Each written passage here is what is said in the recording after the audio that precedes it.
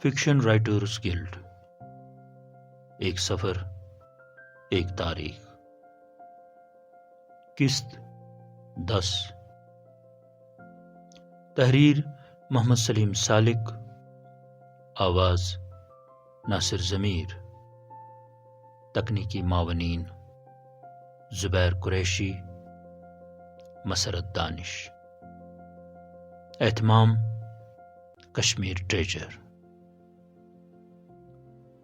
غلام نبی شاہد صاحب کے یہاں کی نشست زبردست رہی۔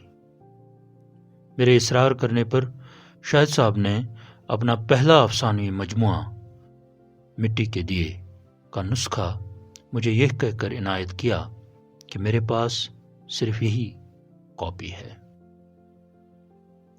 کتاب کا سرسری جائزہ لینے کے بعد میری حیرت میں اس وقت اضافہ ہوا جب میں نے دیکھا کہ یہ 3 دوستوں کی مشترکہ کوشش کا نتیجہ ہے۔ میرے اندر یہ تجسس پیدا ہوا کہ شاہد صاحب سے مٹی کے دیے کے متعلق مزید کچھ جان سکوں۔ کئی دوست میری اس بات سے اتفاق کریں گے کہ شاہد صاحب بہت کم بولتے ہیں، اس لیے شاہد صاحب کو کریدنے کے لیے میں نے معاصر اردو افسانہ کی بات چھیڑی۔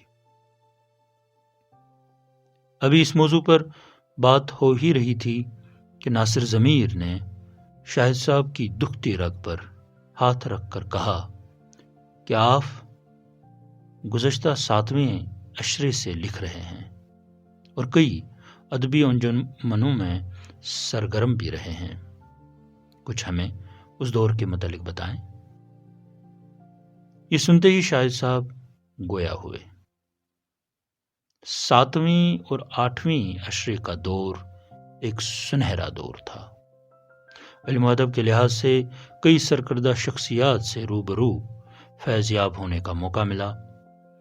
مجھے اچھی طرح یاد ہے جب میں اپنے دوستوں کے ساتھ شاہین تھیٹر جایا کرتا تھا۔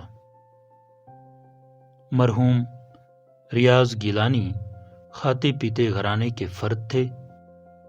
ان کی دریا دلی کا اندازہ اس بات سے لگایا جا سکتا ہے کہ انہوں نے اپنے مکان کے عقب میں ایک بلڈنگ کی دوسری منزل شاہین تھیٹر چلانے کے لیے جگہ میسر رکھی تھی۔ یعقوب دلکش اور میں بلا ناگا شاہین تھیٹر جایا کرتے تھے۔ وہیں ہماری ملاقات مشتاق مہدی سے ہوئی۔ خیالات کی ہم آہنگی نے ہمیں اتنا قریب کر دیا کہ ہم تینوں نے مل کر ایک افسانوی مجموعہ شائع کیا جو مٹی کے دیے کے عنوان سے چھپا۔ کتاب کا پیش لفظ معروف ڈرامہ نگار سجود سیلانی نے لکھا۔ کتاب کی قیمت 5 روپے تھی۔ آگے چل کر یعقوب دلکش نے خوبصورت کشمیری افسانے اور ڈرامے لکھے، جبکہ مشتاق مہدی نے کشمیری اردو دونوں زبانوں میں علامتی افسانے اور ڈرامے لکھے۔ اسی دور میں عمر مجید کی تگودوس سے تلاش ادب کی بنیاد پڑی۔ عمر مجید ہمہ جہت شخصیت کے مالک تھے۔ انہوں نے یہاں کے ادیبوں اور شاعروں کو پروان چڑھانے میں کلیدی رول ادا کیا۔ ان کی ذاتی کاوشوں سے روزنامہ آفتاب میں ادبی صفحہ قائم تھا اور بسکو سکول، جہاں وہ بحیثیت استاد کام کرتے تھے، میں ہفتہ وار ادبی نشستوں کا اہتمام ہوتا تھا۔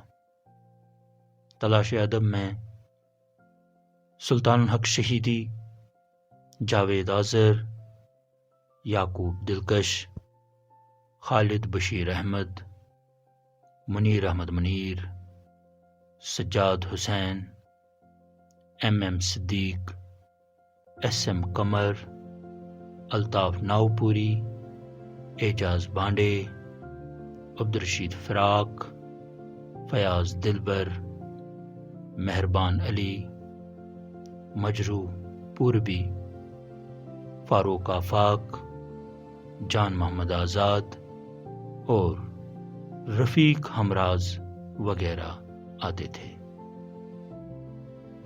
تلاش ادب کی نشستوں سے ہی ہمیں لکھنے پڑھنے کا موقع ملا۔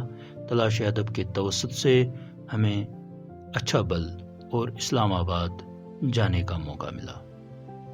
وہاں بشیر دادا، عطا محمد میر، قاسم سجاد، مقبول ویرے اور زاہد مختار سے بالمشافہ ایک دوسرے کی تخلیقات سننے کا یادگار موقع ملا۔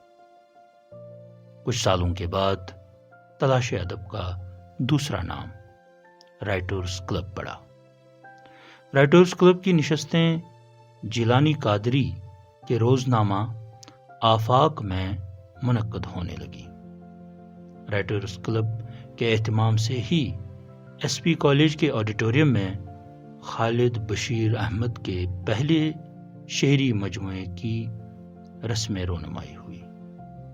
مجھے یاد ہے مہمانوں کے لیے جاوید آذر نے گھر سے قہوے کا سماوار اور پامپور کی شیر مالوں کا انتظام کیا تھا۔